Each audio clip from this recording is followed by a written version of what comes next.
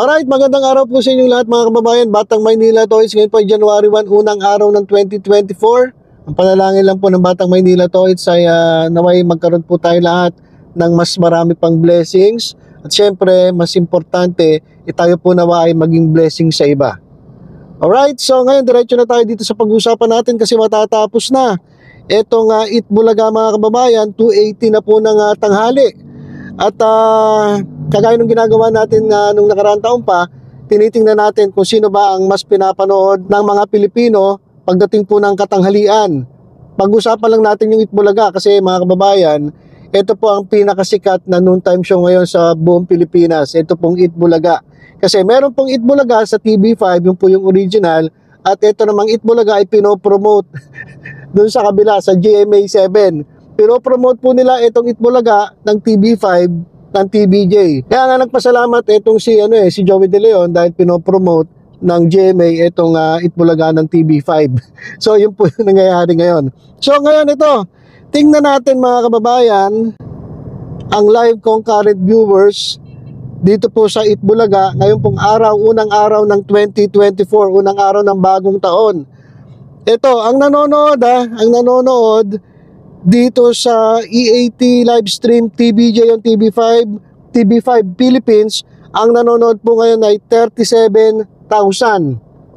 Yan mga kababayan. At dito naman sa TVJ YouTube channel, ang nanonood 7,400. O bakit ang baba? Kasi mga kababayan, nahinto naputol ito Kasi nung nag-stream sila, dami nang nanonood, 40 mahigit, 40,000 mahigit ang nanonood. Kaya nung naputol ito, naglipatan siguro sila sa iba. Kaya ito na lang ang nanonood ngayon sa TVJ, 7,400. Pero kanina umabot na po ng 40 million So kapag tinotal mo ang live concurrent viewers ng original na Eat Bulaga, dyan po sa YouTube, umabot po ng 77,000 po ang live concurrent viewers. At dito naman sa dito sa nagpo-promote ng Eat Bulaga, dyan sa GMA, ito ang nanonood ngayon mga kababayan ay 1,100 sa mga oras na ito. 1,100 ang nanonood dito sa sa Eat Bulaga. Ayan, 1,100 ang nanonood dito sa nagpo-promote ng Eat Bulaga dyan sa GMA. Naku, parang walang pagbabago. Sabi nila, pagdating ng bagong taon, meron silang pasabog. Pero wala, ganun pa rin. 1,100 ang nanonood dito sa sa YouTube channel ng Eat Bulaga. At tingnan nga natin itong dito naman sa Kapuso Livestream. Kapuso Livestream Eat Bulaga. Kailan ang nanonood? Kapuso Livestream. Ito. Eat Bulaga ang nanonood 5,500. Yan mga kababayan. Ang nanonood 5,500 plus dagdag mo yung 1,100. So meron silang 6,600 ang kanilang live concurrent viewers sa YouTube.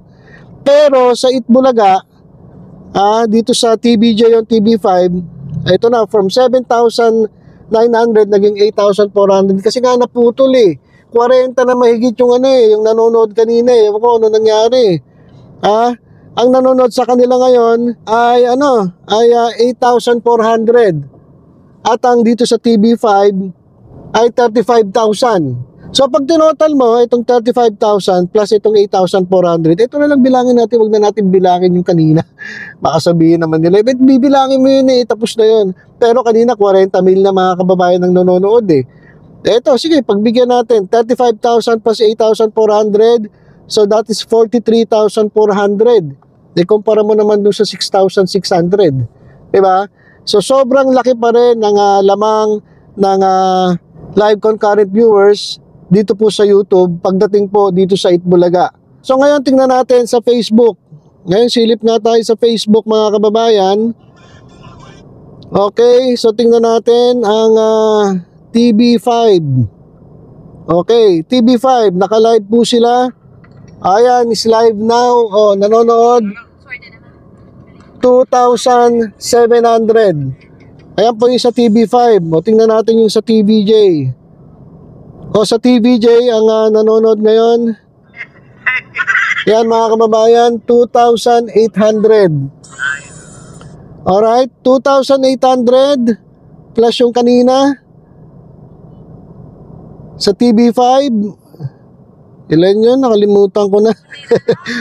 Ito, 2,800.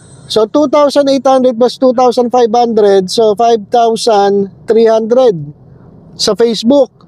O ngayon, tingnan natin kung ilan yung nanonood sa Tape Incorporated. O, Tape Incorporated. Alang Joy. Ayan mga kababayan. Teka. Patayin natin. Baka makapiright tayo. Nagka-copyright itong tape. Oh, nanonood 259. Nako, nilangaw na naman. Nilangaw na naman itong Tape Incorporated. Itong kanilang Facebook live stream. Ang pagpo-promote nila sa original Night Bulaga.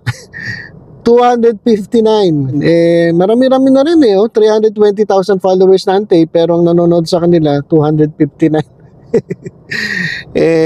Ewan ko sabi kasi nila meron daw silang bagong pasabog. Mukhang sumabog nga kasi wala kapag tinotal mo lahat-lahat concurrent viewers, nako, wala. Talagang tambak na tambak itong nagpo-promote ng original Night Bulaga dyan sa GMA. Wala talaga. So ngayon pong bagong taon, 2024, unang araw, ganun pa rin po, walang pagbabago. Ang mas pinapanood po ng taong bayan, ang mas pinapanood po ng mga Pilipino pagdating po ng tanghali, ay ito pong Eat Bulaga ng TVJ dyan sa TV5. Yung original po. At syempre, salamat dun sa GMA dahil pinopromote nila itong Eat Bulaga ng TV5. Kaya naman congratulations po dito sa Eat Bulaga ng TV5 dyan sa TVJ. Dahil kahit na ang dami nilang pinagdadaanan, itong nakaraang taon, grabe yung dinanas sila na pambabastos, halos kunin yung lahat-lahat sa kanila, 'di ba? Kinuha yung pangalan, kinuha yung basta lahat po mga kababayan.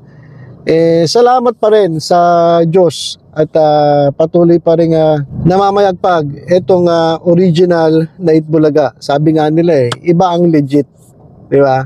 So, yun lang po muna mga kababayan. Muli sa lahat po, ang panalangin ko po, naway tayo po lahat ay maging malusog sa buong taon. Malayo po tayo sa disgrasya. More blessings to come. Yung mga walang trabaho, naway magkaroon na po kayo ng trabaho. At dun po sa mga walang ipon, sana po makaipon na po tayo ngayong 2024. At syempre, dun sa may mga kaaway, makipagbati na po kayo.